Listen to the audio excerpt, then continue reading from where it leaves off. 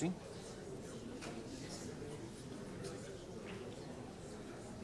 Quantos tem? Desliga, então. Quantos tem? Mais de 50? Ah, muito mais, não. 80 e tantos. E nos outros centros, da ordem de 50? Você não tem essa informação ainda, mas vou ter logo mais. Quer dizer, né? Pode? Sim?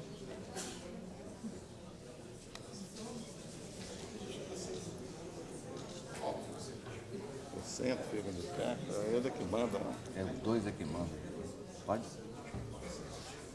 Bom dia a todos mais uma vez. Antes da nossa segunda aula do dia, eu queria apresentar a vocês o professor Jacó Pares, que é o diretor desta casa, que vai dizer umas poucas palavras.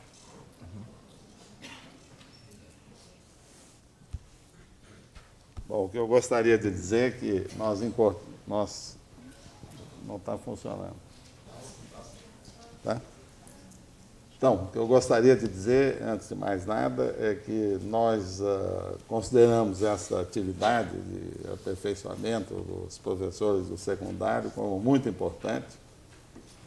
De fato, há mais de 10 anos que essa atividade é promovida e ela passou a integrar regularmente a programação do Instituto de Matemática Pura e Aplicada. Hoje, uma atividade regular do INPA, né, que reconhece, assim, de forma central, a importância de termos vocês aqui conosco. E essa ligação, né, ela deve ser permanente. Além dessas atividades concentradas, o nosso ideal é que vocês fiquem sempre ligados ao Instituto. A tarefa de vocês é sumamente importante, socialmente, e nós vamos e continuaremos apoiando essa atividade de uma forma até muito mais abrangente do que antes. Então, isto hoje é uma atividade não só patrocinada pelo INPA, mas também pelo Instituto do Milênio, cujo nome é Avanço Global e Integrado da Matemática Brasileira, e a influência, e sua influência na região, que significa América do Sul, América Latina. Então, isso, mais uma vez, mostra a importância de vocês estarem aqui, a importância que vocês têm para a sociedade brasileira. É parte do Instituto do Milênio, é a única atividade dentre os institutos do Milênio. São 17, escolhidos de um total de mais de 200 propostas. Isso é considerado realmente um projeto de ponta na ciência brasileira hoje em dia, e vocês fazem parte. De fato, toda essa atividade agora, ela está sendo financiada, apoiada e financiada integralmente pelo Instituto do Milênio. E nós vamos ter, dessa vez, estamos tendo 10 centros, né, contando o nosso, espalhados pelo Brasil, e eu acredito que envolva da ordem de 500 professores do secundário.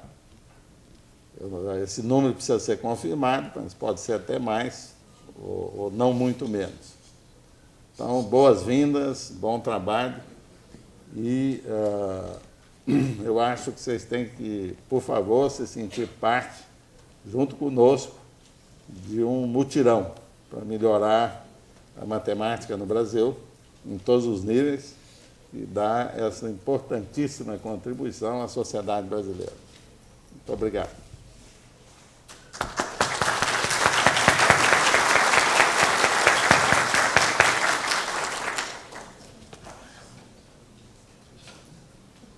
Nós vamos nos ver outra vez. Sim.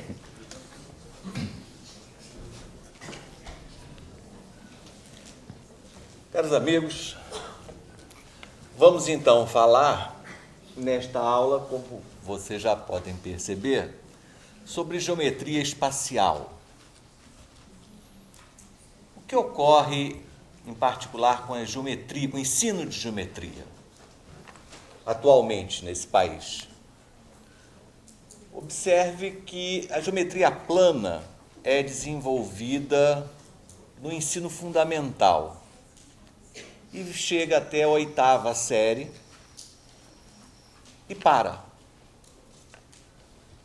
Em seguida, do ensino médio, a geometria plana, em geral, não é retomada e na 2ª série aparecem noções de geometria espacial. Ora, com isso, a geometria plana ela fica bastante prejudicada porque os temas mais importantes, mais sofisticados, os problemas mais bonitos e interessantes não puderam ser feitos porque no ensino fundamental o aluno ainda não tinha aquela maturidade, né, para entender. Então a geometria plana fica reduzida a um conjunto de observações, que aliás é o que os livros didáticos possuem, são observações. Nada, portanto, é demonstrado, né? Há uma confusão muito grande do que é uma definição, o que é uma consequência. Na geometria espacial, nós notamos também que os livros trazem essa parte, em geral, no final do volume, que talvez seja para dar tempo de não dar tempo de dar a matéria. Não é? Eu penso nisso o tempo todo, e como o tempo é curto, logicamente o professor então vai ter que fazer uma seleção do que ele vai dar, e ele acaba preferindo calcular alguns volumes, que é muito mais cômodo, e aí os alunos precisam memorizar algumas fórmulas, e eles fazem uns cálculos elementares de volume, e a geometria espacial fica reduzida a esse assunto. É uma pena, porque a parte realmente enriquecedora não é a parte de aplicar uma fórmula do volume do cilindro. A parte realmente enriquecedora são os fundamentos, as relações entre os elementos primitivos, pontos, retas, planos, paralelismo, perpendicularismo, ângulos, não é? Isso permite que o aluno tome contato com teoremas, hipótese, tese, o que é uma demonstração, o que é uma definição, né? E não viver simplesmente de observações. Os livros estão cheios disso, né? Observa-se que... Então, isso o que é? É um teorema? Isso é uma definição? Né? Que capacidade eu tenho de observar mais ou observar menos? Então, nós vamos falar um pouquinho, dar uma passada assim, bastante rápida pelos fundamentos da geometria espacial. Tá? Vamos falar nos elementos primitivos, tá? Nos axiomas. Bom, nesse ponto, é claro que nós não podemos, na escola, estabelecer um sistema de axiomas perfeito, suficiente.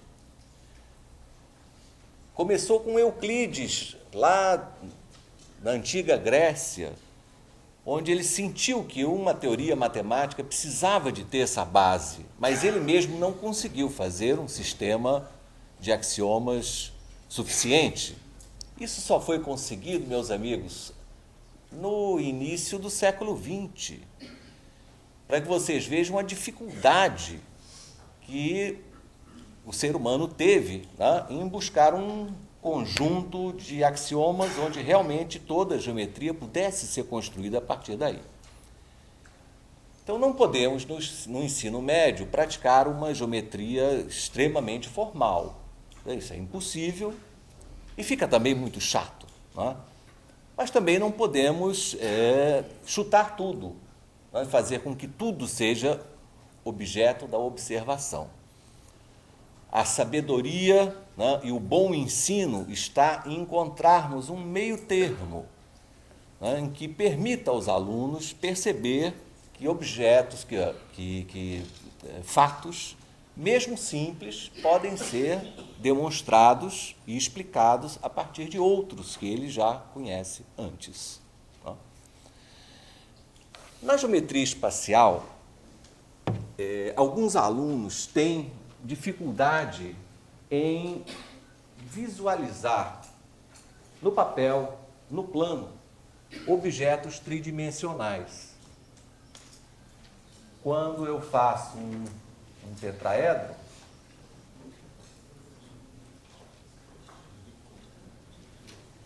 eu, de vez em quando, tenho alunos que enxergam um ponto aqui. Ó. Não é fora de propósito isso, muitos alunos enxergam um ponto ali. Quer dizer, eles não têm ainda, né, essa, digamos, capacidade de, mesmo desenhando no papel, perceber que alguma coisa está na frente e a outra está atrás. Né? Alguns professores, para motivar e para conseguir com que eles passem a enxergar melhor, utilizam os chamados materiais concretos. Vocês sabem o que são materiais concretos? O professor Morgado é especialista em materiais concretos. Então, o professor pega assim e diz assim, veja, meu aluno, olha, veja um plano. Olha que maravilha. Para retas, o que nós utilizamos? Canudos, um de cada cor. Ainda tem um material concreto muito importante, que é este aqui, ó. É o espeto de churrasco. Ele é fantástico pelo seguinte, ele cabe certinho dentro do canudo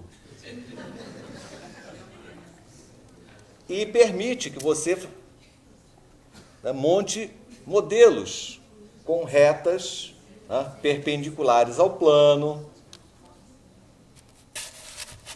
oblíqua, né, contida.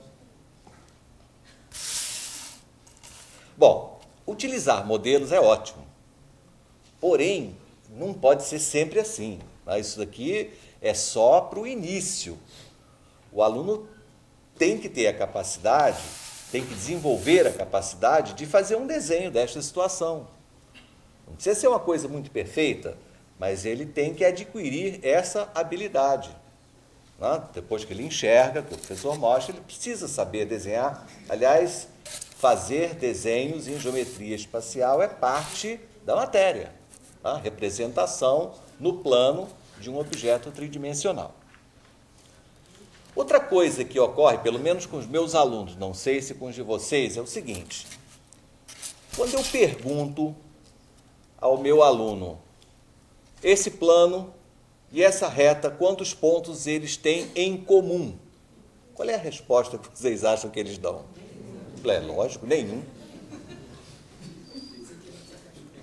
Então, o professor tem que ter o cuidado de dizer que esses objetos, eles são um modelo, né? Que isso aqui não é exatamente uma reta.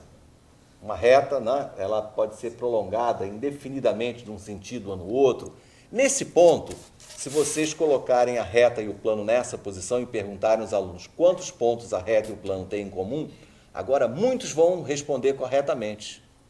Naqueles, realmente, reta eles já conseguem imaginar ela infinita, mas ainda não o plano. Quer dizer, você está caminhando por aqui, de repente cai. Não.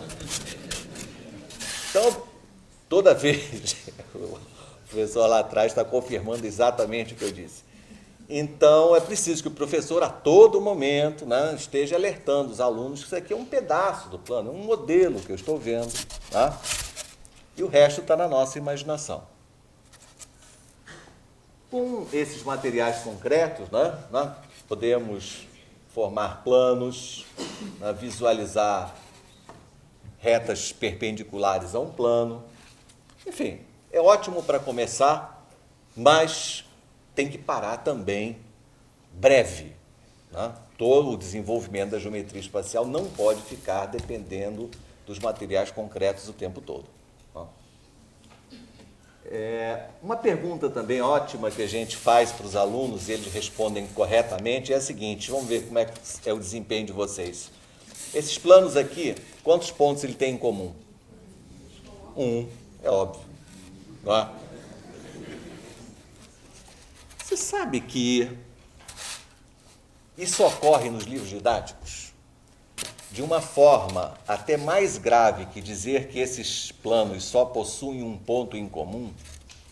Existe um livro bastante conhecido e adotado que tem a coragem de dizer o seguinte, pergunta assim, 2 pontos do espaço são sempre coplanares? Então tem a pergunta e tem a resposta do livro. 2 pontos do espaço são sempre coplanares? O que vocês acham? 2 pontos do espaço são sempre coplanares? Sim ou não? Sim, claro. Por 2 pontos sempre passa um plano. Aliás, passam um monte de planos, né? Resposta do livro. Falso. Falso. E tem um desenho. Explicação. Um plano, um ponto aqui e outro ponto aqui. Veja, 2 pontos que não são coplanares. Ora, meus amigos, né? Essas barbaridades, né? Você conhece o livro, não é isso? Pois é. Existem nos livros didáticos. O professor Morgado também... Ah, sim, pior ainda, era pior. O exemplo, né, que um ponto estava no plano, outro fora do plano. Olha só, esses pontos não são coplanares, porque o plano que contém um ponto não contém o outro. Sem comentários. Né? Sem comentários. Bom, de qualquer maneira, então, sim, professor Morgado, mais uma vez. Está muito em moda nesse ensino moderno de geometria concreta. Está muito em moda, livro agora de quinta série, sexta série. Começar a geometria. Por causa da transmissão.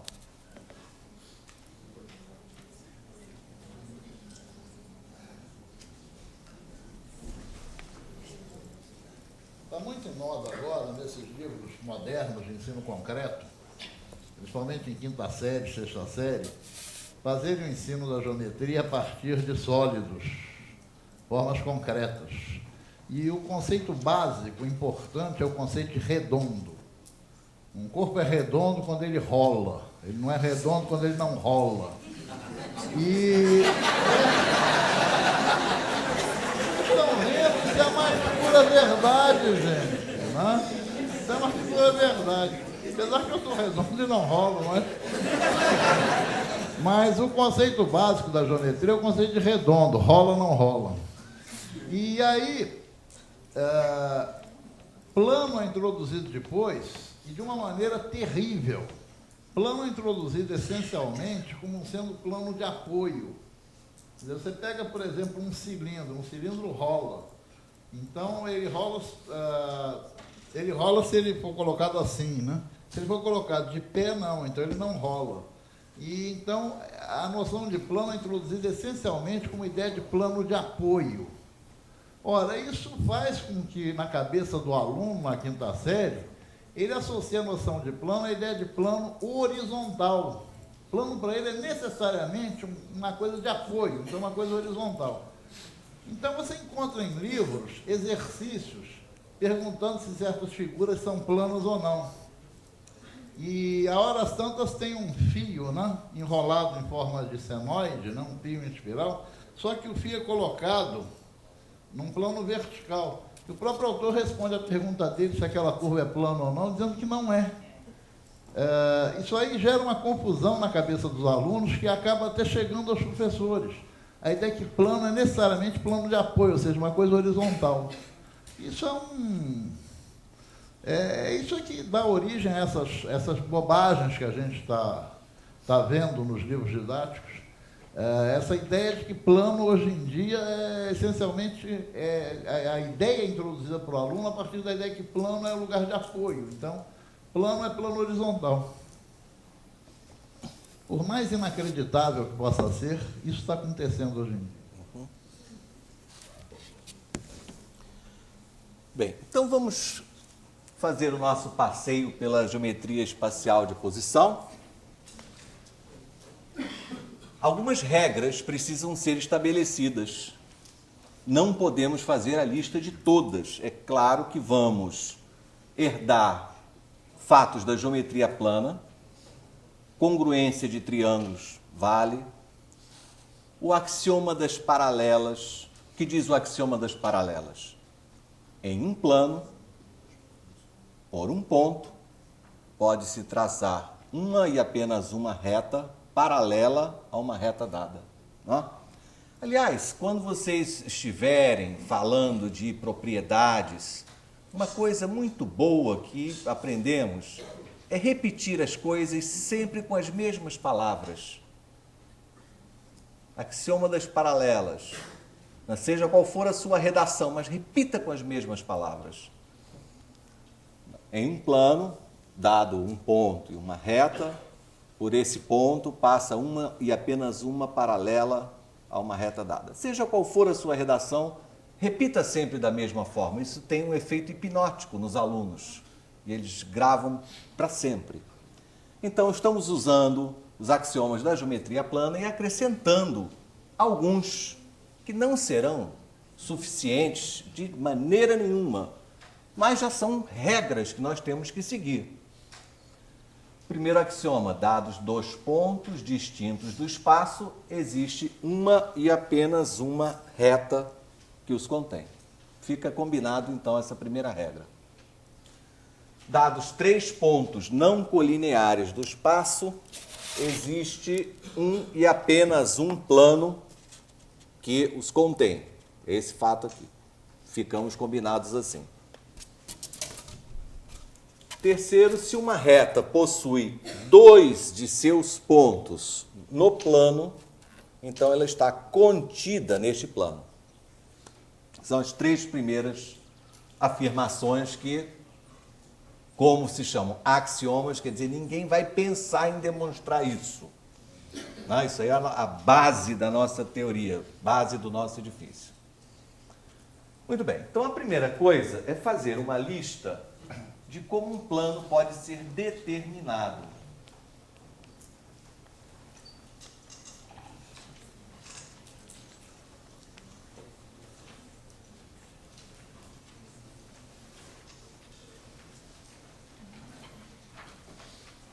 Bom, em primeiro lugar, pelo axioma 2. Se eu tiver três pontos não colineares, esses pontos determinam um único plano.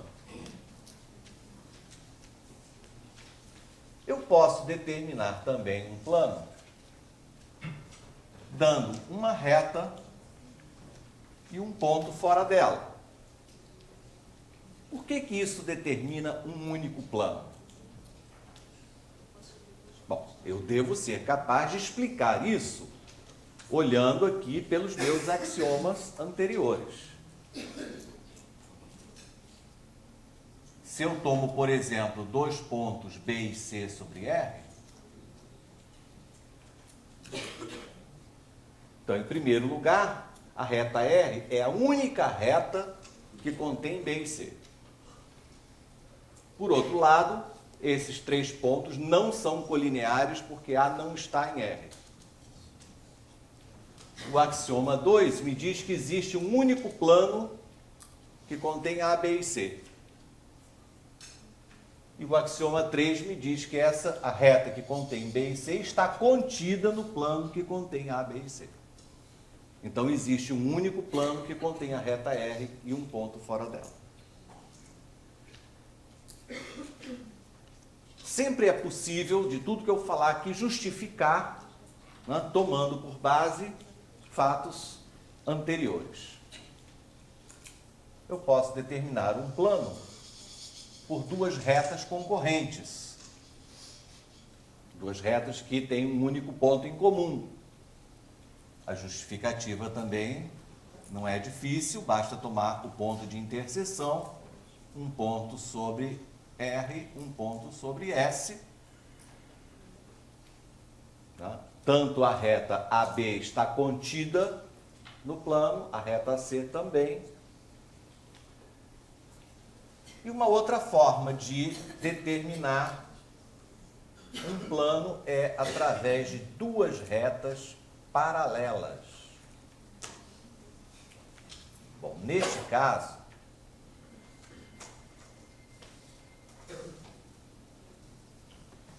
é preciso definir o que são retas paralelas, que eu já sabia o que eram retas paralelas na geometria plana, e eu tenho que saber o que são retas paralelas na geometria a 3 dimensões. Como é que o que a gente tem que dizer? Retas paralelas são retas que não têm ponto em comum? Seria certo isso? Não, a nossa intuição gritantemente diz que não. Então, na geometria espacial, retas paralelas já são retas de um plano que não possuem ponto comum. Então, já há, na própria definição de retas paralelas, a exigência que elas estejam no mesmo plano. Bom, próximo passo, examinar as posições entre esses elementos. Vamos primeiro falar em duas retas.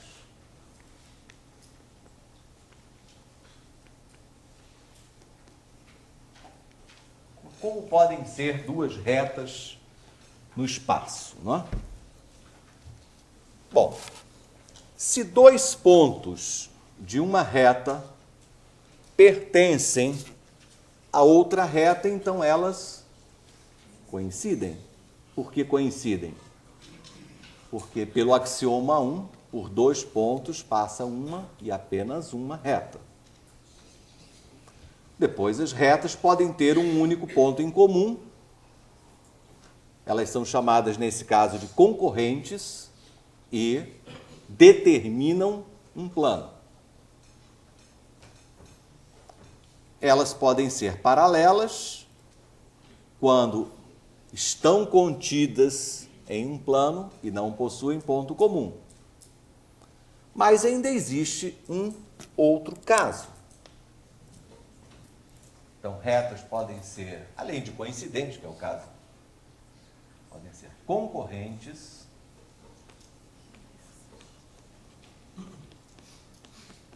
podem ser paralelas,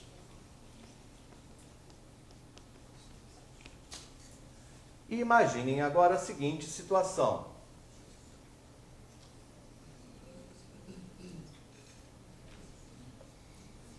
Tome um plano, 3 pontos não colineares, A, B e C, e pegue um ponto fora desse plano. Aliás, é também axioma o fato que, se eu tenho uma reta, é sempre possível escolher um ponto fora dela. Se eu tenho um plano, é sempre possível escolher um ponto fora dele. Então, estou usando isso de forma intuitiva. Né? Observe o que acontece com as retas AB e CD.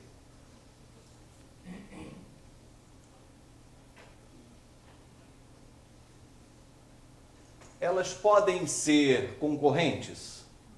Não. Porque para que elas fossem concorrentes, elas precisariam estar no mesmo plano, e essas retas não são coplanares, também não são paralelas. Então, nesse caso, quando não existe um ponto, um plano, que contenha as duas retas, nós dizemos que elas são reversas. Então, retas reversas são retas que não são nem concorrentes, nem paralelas. Também posso caracterizar retas reversas por serem retas que não admitem um plano comum. Existe um único plano que contém A, B e C, porém D não está nesse plano. Então, não existe um plano que contém as duas retas. Bom, Então, duas retas têm esse comportamento. Vamos pensar agora numa reta e num plano. Vou usar aqui o meu material concreto. Eu pergunto e vocês respondem. Isto é reta, isto é plano. Eu tenho 2 pontos da reta. Se esses 2 pontos da reta pertencem ao plano, então esta reta está contida no plano. Se esses 2 pontos distintos da reta são tais que um pertence ao plano e outro não, então esta reta é secante ao plano.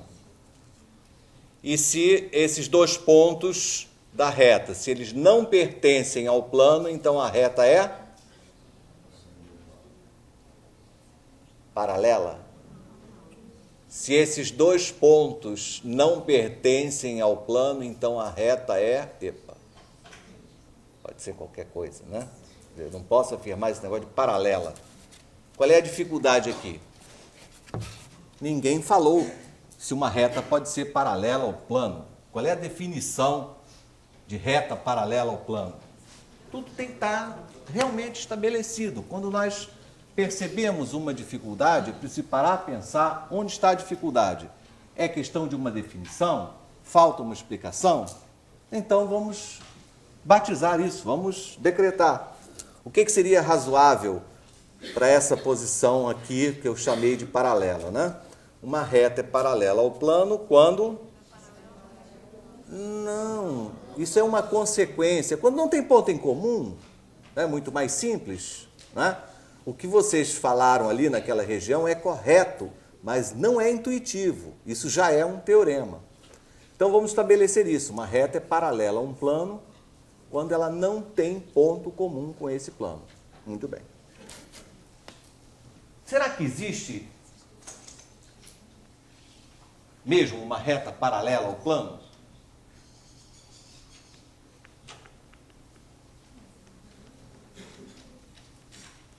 Então, se eu estou examinando uma reta e um plano, a reta pode ser contida, né?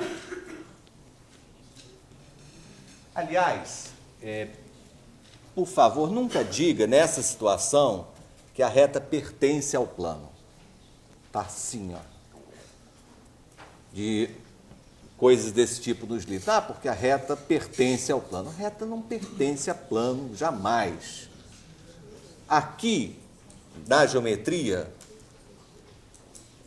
as figuras são conjuntos de pontos. Ponto é o elemento. Então, o ponto pertence à reta, não pertence à reta, pertence a plano, não pertence a plano. Então, uma reta é um conjunto de pontos. Então, tem sentido perguntar se ele está contido em outro ou não.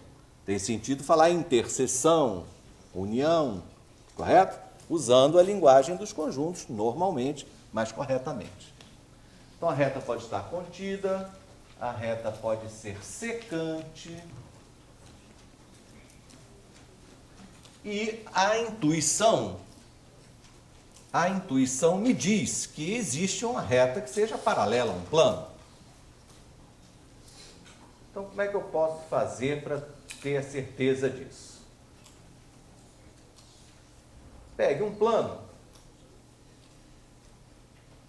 e pegue um ponto fora. Plano alto. Pegue uma reta sobre o plano R. Reta contida no plano. Defina um plano pela reta R e pelo ponto P. Aqui, ó. Plano definido desta forma. Então, o que eu já expliquei antes permite imaginarmos este plano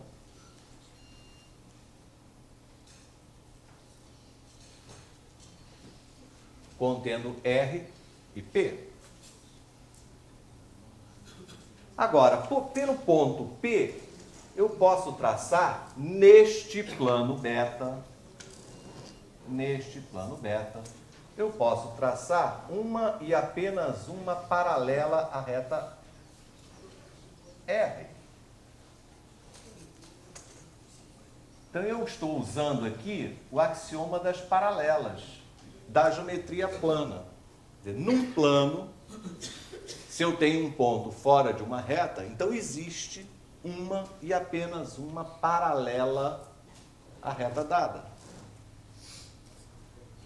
Então, essa nova reta que passa por P vai ser chamada de S. A pergunta é, por que a reta S é paralela a alfa, ao plano alfa? Quer dizer, ser paralela significa, como a gente acabou de explicar, ou de definir, quer dizer que a reta S nunca vai encontrar o plano alfa. Nunca? Bom, suponha que um dia encontre.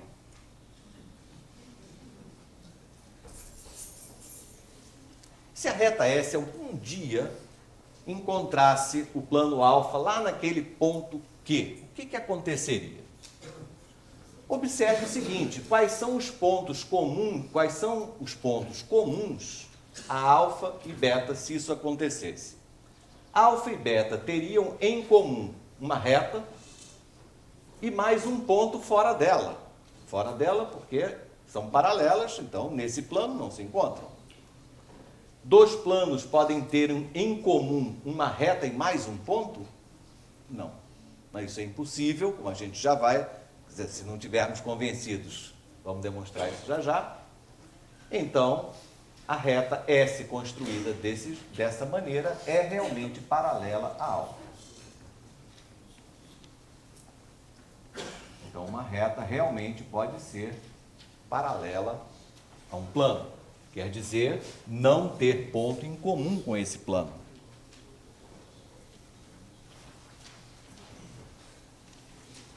Resta ver o que ocorre com dois planos.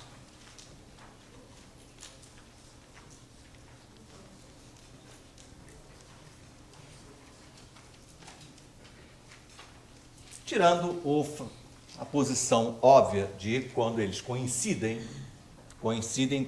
quando três pontos não colineares de um plano também pertencem a outro plano, eles podem ter pontos em comum, realmente, dois planos. Vamos imaginar inicialmente que dois planos possuem mais de um ponto comum.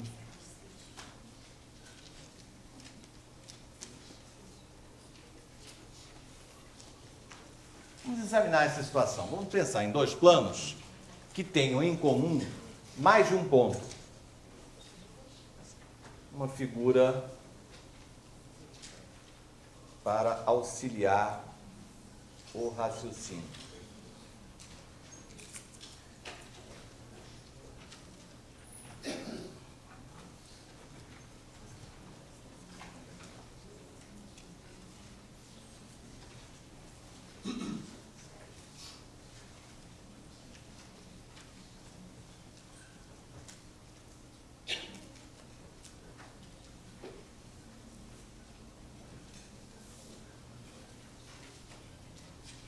Eu tenho, então, dois planos, alfa e beta, planos distintos, tá? Tirei o fato deles coincidirem, não interessa. E eles têm dois pontos A e B em comum. Eu estou querendo saber como é a interseção de dois planos. Bem, vamos olhar para cá, né? Se uma reta possui dois de seus pontos em um plano, ela está contida nesse plano. Então, os pontos A e B estão no plano alfa, né? São pontos comuns. Então, não há dúvida que a reta AB está contida em alfa.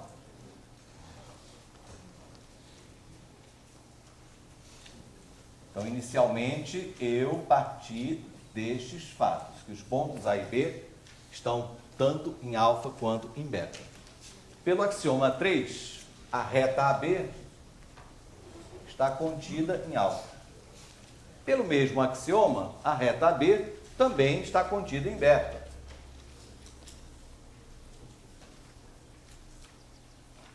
Qual é a conclusão?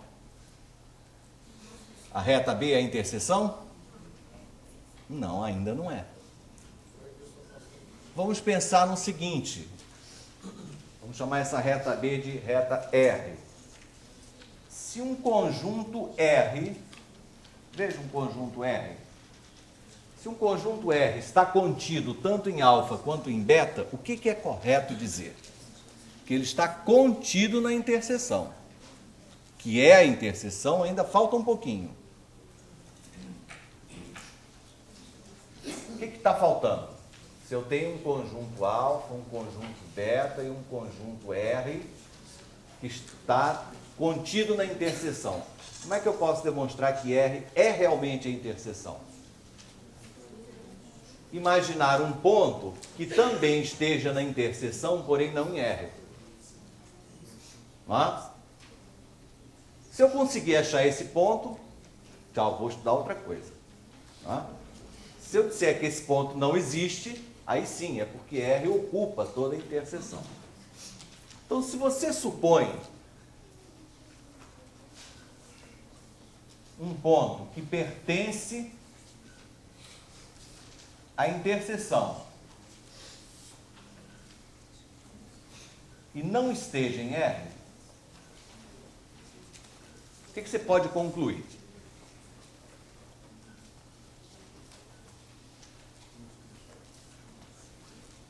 O ponto P está em alfa, está em beta e não está em R.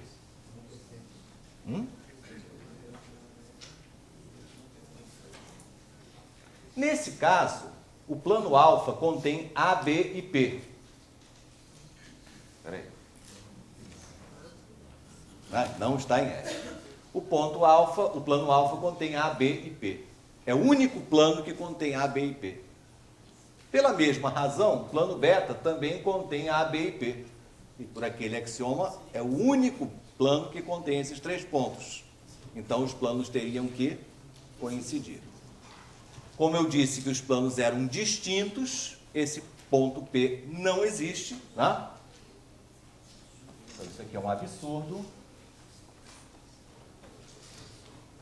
Este ponto P não existe e realmente a interseção de dois planos é dois planos que possuem mais de um ponto comum, é uma reta.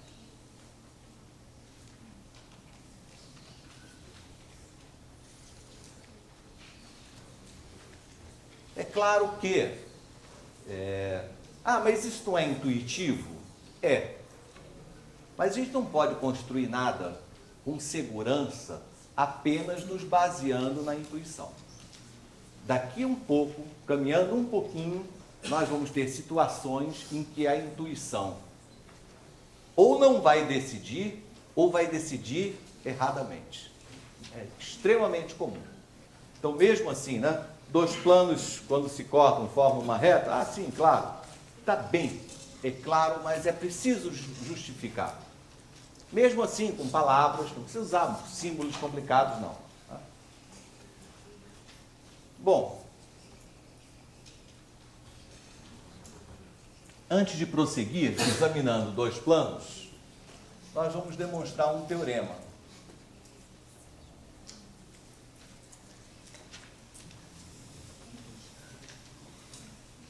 Então, vai ser o nosso primeiro teorema do dia.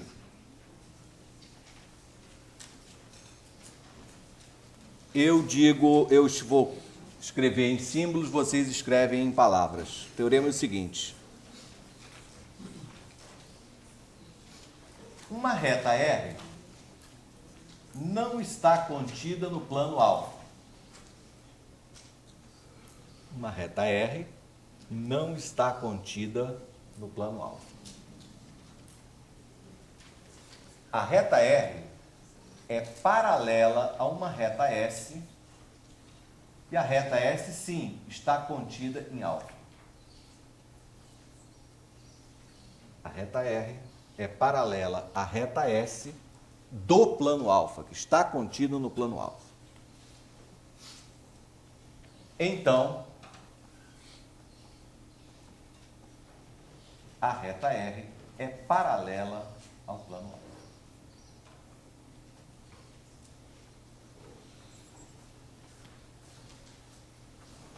Coisas desse tipo são muito educativas, onde nós temos a oportunidade, né, de mostrar um enunciado que pode não parecer, que não deve ser óbvio para todos,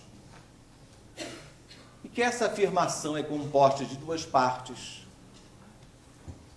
em que a primeira nós chamamos de hipótese, a segunda é chamada de tese, e a demonstração é uma sequência de argumentos lógicos baseados em afirmações anteriores que permitem, a partir dos elementos da hipótese, concluir a tese. O que mais? É preciso fazer um esboço desta situação. Agora já estamos saindo um pouco do material concreto. Já não sei se existe material abstrato, mas vamos fazer um esboço. Tome um plano. Quando a gente fala dos alunos assim, considere um plano, é costume bom imaginar um plano horizontal. Nossa mesa, né? Considere um plano. Ninguém vai, por exemplo, imaginar essa parede aqui desse auditório. Aliás, esse auditório aqui não é bom para dar aula de geometria espacial, porque o arquiteto não fez nada nem paralelo nem perpendicular, né? Tudo aqui. Muito bem. Então, vamos prosseguir aqui. Como é que é a história? Uma reta R é paralela a uma reta S do plano alfa.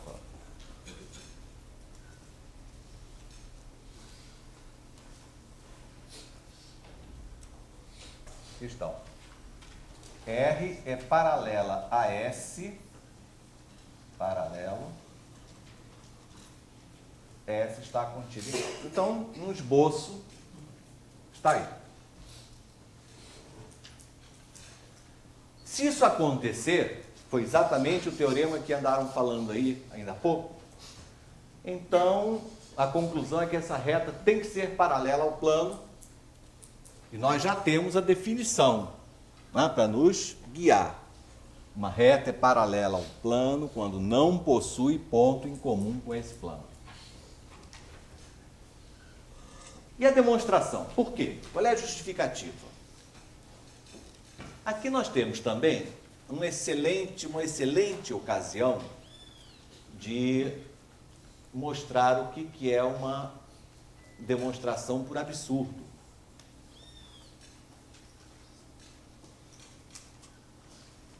Vou abrir um parênteses. Aqui no rascunho. Quando nós temos uma afirmação desse tipo, P implica que, se eu escrevo uma outra desta forma, Q implica P, como se chama essa nova afirmação? Recíproca. Recíproca de uma afirmação nem sempre é verdadeira. Por exemplo, se a minha afirmação for assim, ó, se um número natural é múltiplo de 6, então ele é par. Está certo ou está errado? Se um número natural é múltiplo de 6, então ele é par. Agora vamos falar isso ao contrário. Se um número natural é par, então ele é múltiplo de 6. Não, pois é. Então é um caso claro em que uma afirmação verdadeira e a sua recíproca é falsa. Na geometria, a maioria das nossas afirmações valem na ida e na volta, mas é sempre necessário verificar. Agora, Se eu fizer, a partir da minha afirmação, fizer uma outra assim, negação de P implica negação de Q. Vocês sabem o nome dessa afirmação? Contrapositiva. A contrapositiva é uma afirmação equivalente à afirmação inicial. Então, se eu tenho dificuldade em demonstrar uma coisa desse tipo, eu posso tentar essa nova via, esse novo caminho. Desculpe. Isso, perdão. Vamos ver com aquele exemplo de ainda há pouco como é que fica isso? Eu disse então assim, se o número natural é múltiplo de 6, então ele é par. Ok. Vamos falar a contrapositiva? Como é que ficaria? Se o número natural não é par, então ele também não é múltiplo de 6. Maravilha, isso, não é? Se eu pegar um número natural, se ele não for par, pronto. Claro que não é múltiplo de 6 também, não é? Então, essa aqui é a história que nós vamos fazer parecido. Nós vamos começar negando a tese. Então, eu tenho que provar isso, mas eu começo, estranhamente, negando isso. Suponha que a reta não seja paralela ao plano. Então, estou construindo essa parte aqui. Bom, se essa reta não é paralela ao plano, ela pode estar contida no plano? Não, não pode, porque está na hipótese que ela não está contida. Não é? Então, só resta um caso, ela vai ter que encontrar o plano. Não é? Se eu partir dessa ideia aqui, então é claro que ela vai,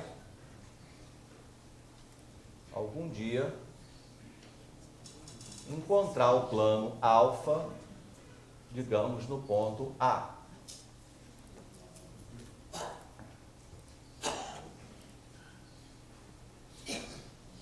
Então, A pertence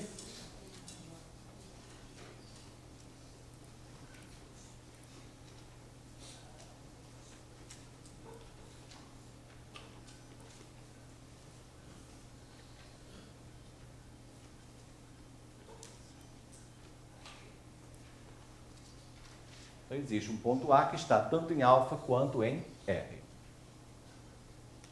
Agora, nós vamos construir um plano contendo as retas paralelas R e S. Posso fazer isso? Sim, já discutimos, tá?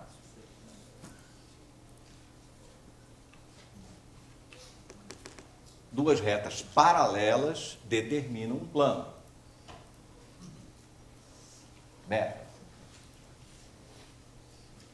Então, vou dizer assim, ó. Beta é o plano que contém R e S.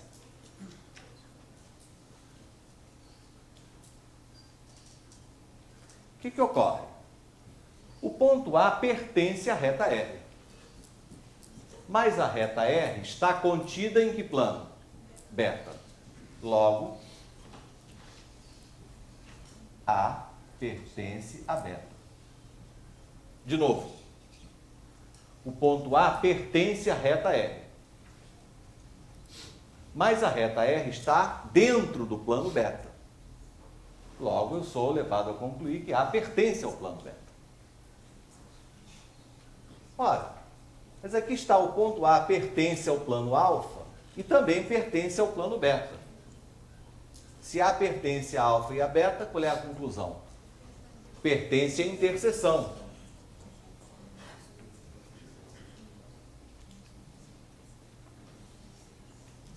Que é a reta S, né? Está claro que a reta S é a interseção dos dois planos.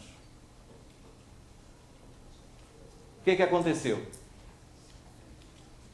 O ponto A que pertence a R inicialmente, agora pertence a S. Isso é um absurdo porque as retas são paralelas.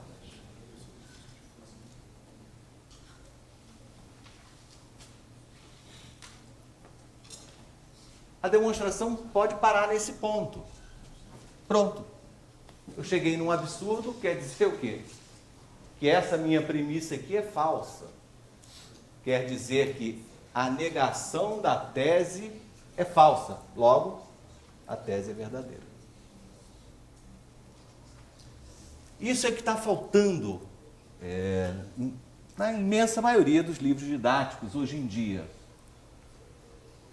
Ensinar o que é um teorema, qual é a hipótese, qual é a tese, as maneiras que nós temos, às vezes mais de uma, de fazer uma demonstração, mesmo simples, aprender a história da demonstração por absurdo, fazer pequenos desenhos.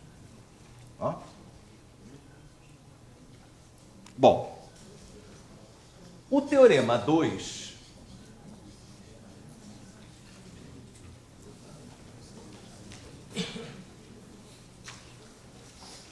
que eu vou enunciar e vou pedir que vocês mostrem a demonstração hoje à tarde, é muito parecido com esse aqui, mas ele vai ter uma finalidade ótima.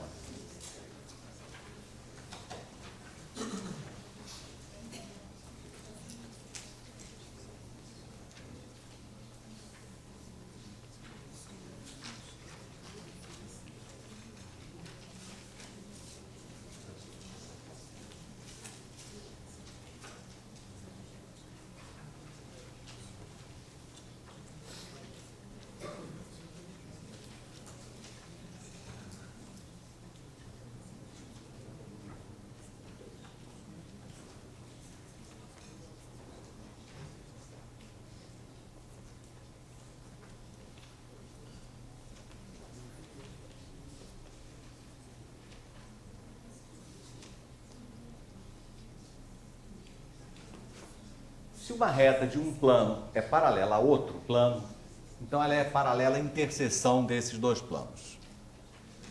Esse é o teorema que a gente diz que é dual do que a gente acaba de demonstrar. Nesse teorema, a reta R era paralela a uma reta do plano alfa e nós então concluímos que a reta era paralela a alfa. Agora eu estou fazendo uma pequena troca. Então eu estou dizendo por hipótese, nova hipótese, que a reta R é paralela ao plano agora. E estou pedindo que você me demonstre que ela vai ser paralela à interseção. A figura é a mesma, tá? Mas organizar direitinho a sequência lógica dos acontecimentos. Tá? Então isso aqui vai ficar para a sessão da tarde. Mas eu tenho que terminar de qualquer forma isso aqui. A gente estava examinando como pode ser a interseção de dois planos. Dois planos. Aqui eles se cortam segundo uma reta. O que mais pode acontecer com eles? O que vocês acham que do comportamento de dois planos? Eles podem ser o quê? Paralelos. Ah, bem. Alguém já nasceu sabendo que são planos paralelos? Tem que definir, não é sempre assim? Como você então adotaria uma definição de planos paralelos? São planos que não possuem ponto comum. Aí vem sempre, já sei, aquela pergunta: professor, planos coincidentes são paralelos? E aí? Resposta: depende da definição que você adotar. Depende de em que você está trabalhando. Aqui nós adotamos essa definição. Dois planos são paralelos quando não possuem ponto comum. Então não tem mais que perguntar coisa nenhuma se planos coincidentes são paralelos ou não. Não são. Não está de acordo com a nossa definição. Agora, será que existem planos paralelos no mundo? A nossa intuição nos diz que sim, né? Quer dizer, nesse meu modelinho aqui, por mais que eu estique esse plano e o outro, será que pode não encontrar nunca? Ou será que lá no longe eles vão se encontrar? Então vamos tirar essa dúvida e vamos examinar se realmente existem planos paralelos. O professor Paulo César, no livro dele, diz assim: o professor deve sempre estimular os alunos mostrando essas relações de paralelismo, pontos, retas e planos no ambiente da sala de aula. Não posso fazer isso aqui, né? Porque esta é a única sala do planeta que não tem nada paralelo nem perpendicular. Então, tirar exemplo daqui não dá, né? Então, vamos aqui para o quadro negro. Vagamente. Quando o Morgado não está sentado em cima dela, fica relativamente paralela ao chão, né? Então, planos paralelos.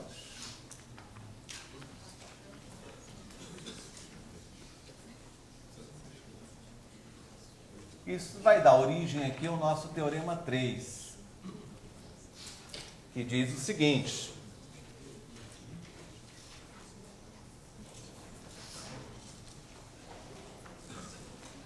se duas concorrentes de um plano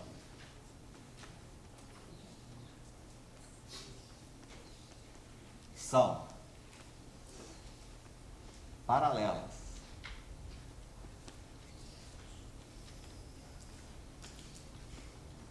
a outro plano,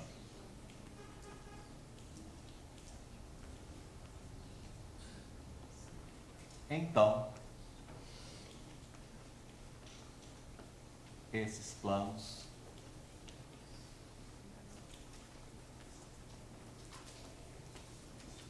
são paralelos.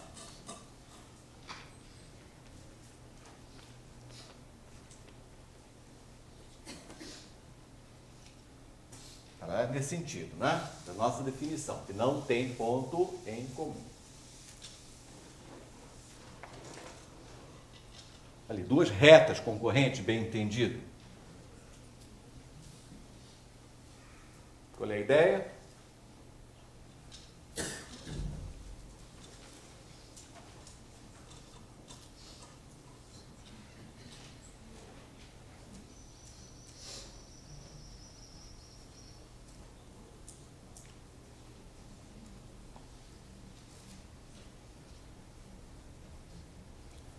Então, eu tenho dois planos.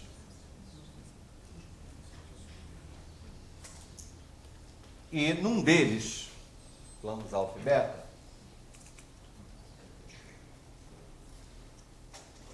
eu tenho duas retas concorrentes.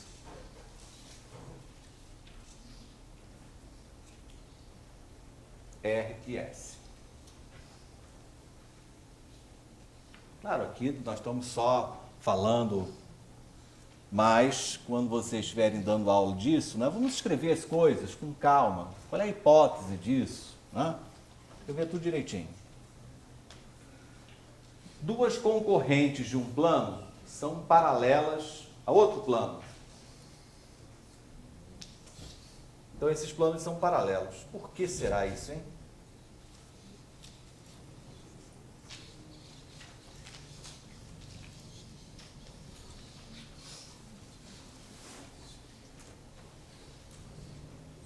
R e S estão contidas nesse beta. Né? R e S são retas concorrentes contidas no plano beta.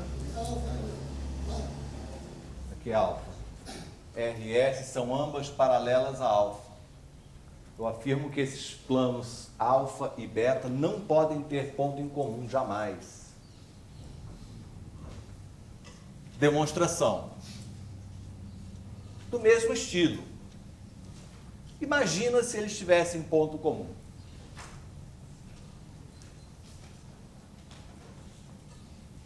Se eles tivessem ponto comum, eles seriam secantes. Seriam secantes? Me diga uma coisa, dois planos podem ter um ponto em comum só? Não. Por quê?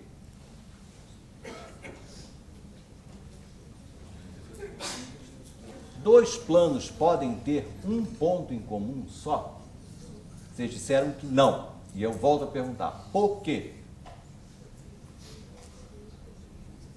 Não adianta, vocês não vão responder nunca. Ou seja, os nossos axiomas são insuficientes para explicar isso. Quando surge uma dificuldade dessa maneira, eu não consigo realmente explicar porque eu sinto intuitivamente isso não pode acontecer, mas eu não consigo explicar. E realmente não é possível demonstrar que dois planos, possam possuir um único ponto em comum nesse nosso espaço de 3 dimensões. Então é preciso, para resolver essa dificuldade, decretar esse fato como um axioma novo. Eu apaguei aqui, que eu tinha preparado cuidadosamente, não tinha aqui um esboço de um axioma 4? Pois é. O axioma 4, que eu só comecei, dizia assim: se dois planos possuem um ponto em comum, não foi? Como é que eu escrevi?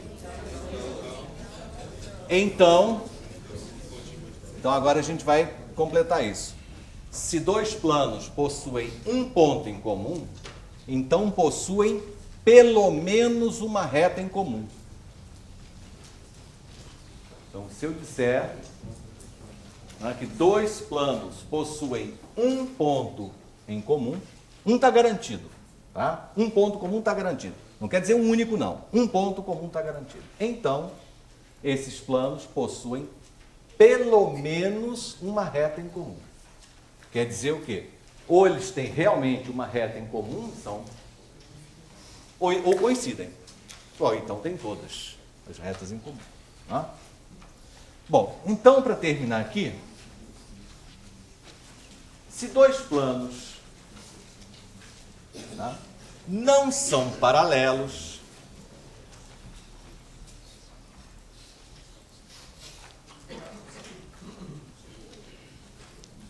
suponha que esses planos alfa e beta não sejam paralelos.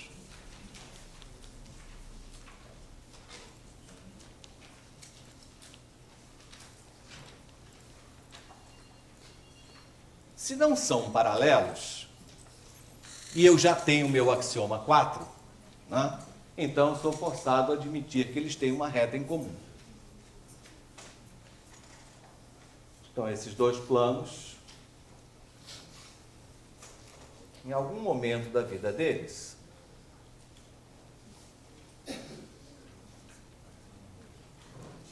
vão se encontrar numa reta T.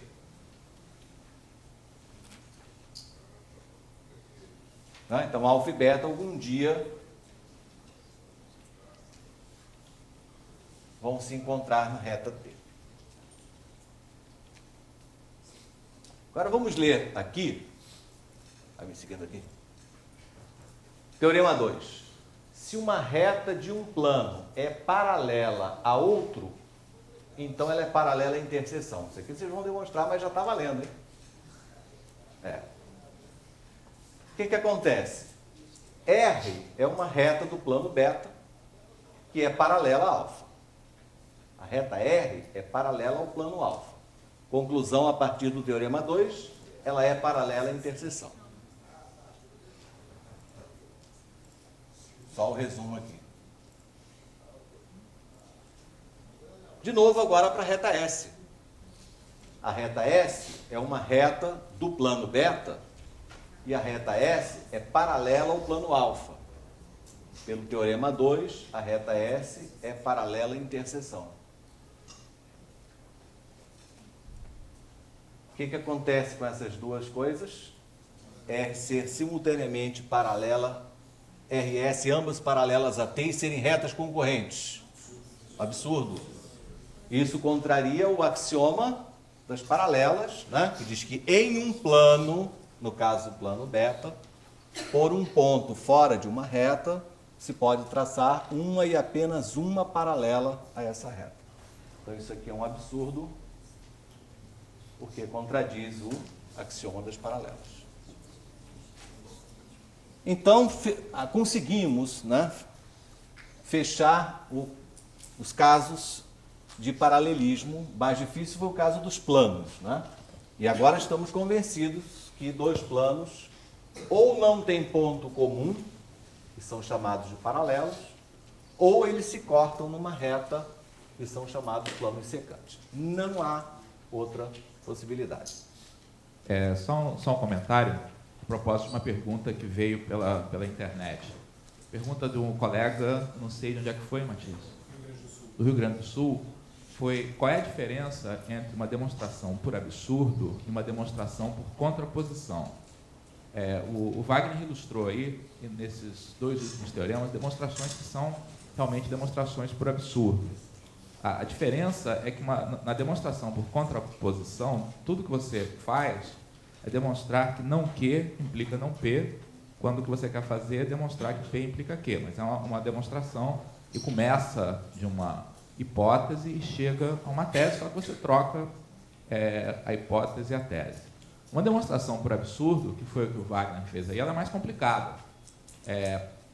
E é quase que assim, digamos, um último recurso que a gente tem em matemática, né? Então, uma demonstração por absurdo, você usa simultaneamente a hipótese e a negação da tese, tá? E mostra que isso dá uma bagunça qualquer que te permita concluir que a coexistência das duas é uma impossibilidade. Então, nesses dois casos aí, foram realmente demonstrações por absurdo, porque foi necessário a gente usar a hipótese e, simultaneamente, negar a tese para mostrar que chegávamos a um absurdo e, portanto, que as duas coisas são incompatíveis. Resolvi fazer isso logo porque achei que era bem a propósito. Aí, Comentários finais? Tem mais uma pergunta também deles. Seria possível saber o nome do livro referido pelo professor para que não se utilize o mesmo? Boa pergunta. Não sei se todos ouviram. Você não falou no microfone? Fala, repete no microfone. Pergunta é que seria possível saber o nome do livro referido pelo professor Wagner para que não se utilize o mesmo? O que você acha? Pode falar, claro. A professora de casaco vermelho poderia falar. Hein? Começa o... Fala, não. Eu respondo com o maior prazer. É um livro da editora Saraiva, cujos autores são Roku Saburo e Kátia Smolin. Fica registrado, então, assim. Bem, recomendações finais. Tem som aqui para mim?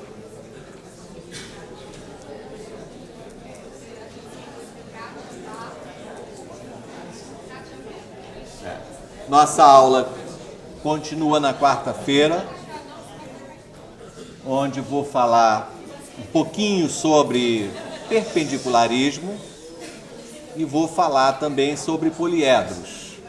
Okay? Segunda coisa...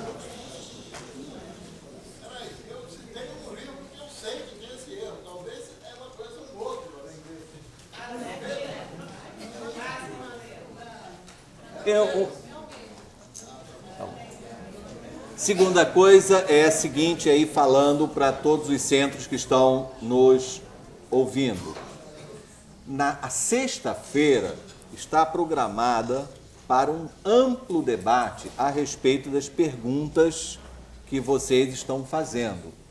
Durante a aula, pouca coisa pode ser respondida e, mesmo assim, de forma muito rápida. Então, a sexta-feira está reservada para essa discussão. Eu queria estimular, portanto, a todos vocês do Brasil inteiro que nos ouve, que façam perguntas. Elas, se não forem respondidas no momento, serão anotadas e na sexta-feira nós vamos estar aqui todos juntos para responder a cada um de vocês. Inclusive vocês aqui do Rio de Janeiro, que estão ao vivo, nós gostaríamos que vocês fizessem perguntas. Pedaço de papel, faça sua pergunta, diga seu nome, entregue aqui, que se for possível respondemos na hora, se não, vai aumentar, né, e engrossar o nosso banco de perguntas para sexta-feira. Professor Morgado.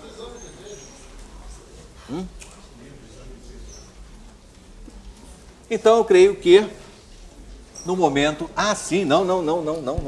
Exercícios.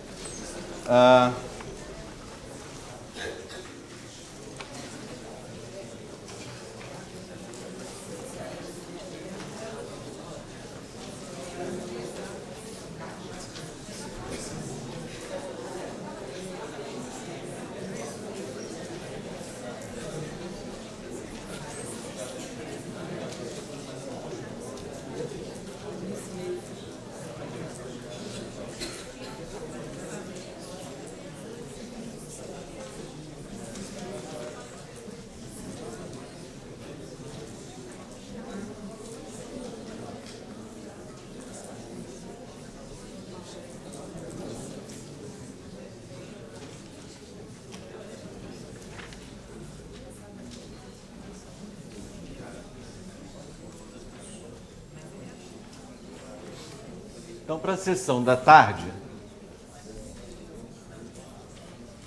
demonstrar esse teorema, e da página 184,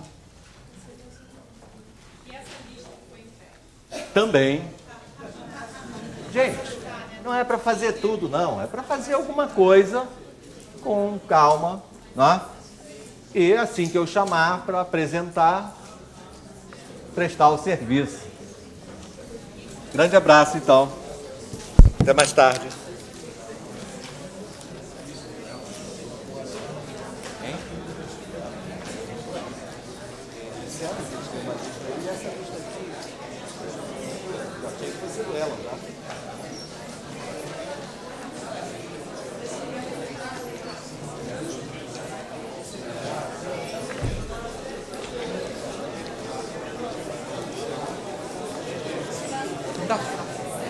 Olha, um aviso a respeito das atividades da tarde. Os grupos. Nós vamos utilizar as salas que ficam aqui justamente em frente ao auditório. Todo mundo vai ficar nesse mesmo andar, distribuído nas 4 salas. Salas 224, 228, 232 e 236. Nós vamos fazer 12 grupos. Então, por cada sala vão ser 3 grupos. Nós vamos colocar... Vai ser por ordem alfabética, nós vamos colocar nas portas das salas essa distribuição. Então, tudo que eu vou dizer, por enquanto, para vocês, quem é que vai para cada sala, tá? Então, na sala 224, vão estar os grupos 1, 2 e 3, que vão em ordem alfabética, de Adelmo Nepomucena, não sei se está certo, até Edileia de Vasconcelos, tá? Então, pessoas que se situarem entre Adelmo e Edileia, em ordem alfabética, vão para a sala 224. Para a sala 228, vão pessoas que se situarem entre Edinaldo e Leandro Pacheco. Então, entre Edinaldo e Leandro Pacheco, vão para a sala 228. Para a sala 232, entre Leonardo e Paulo César. Então, entre Leonardo e Paulo César, sala 232. E, finalmente, na sala 236, vai de Paulo Henrique até Williams, que são os grupos 10, 11 e 12. As pessoas que estão participando como ouvintes podem se juntar a qualquer um dos grupos existentes. Espero que vocês façam isso de maneira mais ou menos uniforme. Então, até a tarde.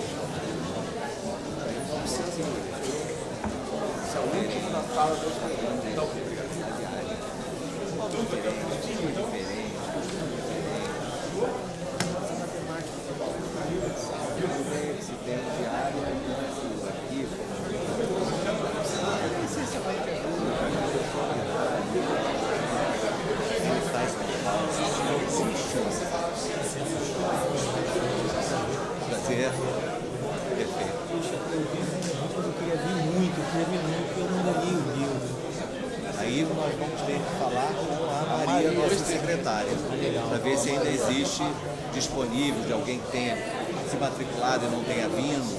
Na sessão da tarde você volta a falar comigo. Tá legal,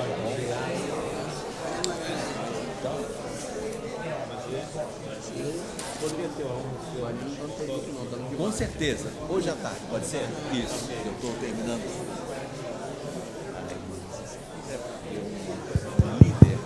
Mais um aviso, pessoal que estiver aqui, uma pergunta que é relevante principalmente para as pessoas que estão vindo pela primeira vez, se há algum lugar para se fazer refeição aqui no IMPA. Tem sim. Então, lá no primeiro andar, logo em frente à porta de entrada, tem uma cantina que serve almoço aí a preços acessíveis. Tá? Então, vocês podem usar esse serviço.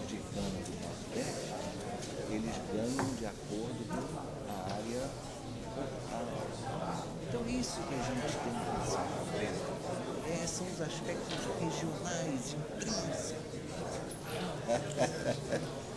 Aí ele acrescentou assim.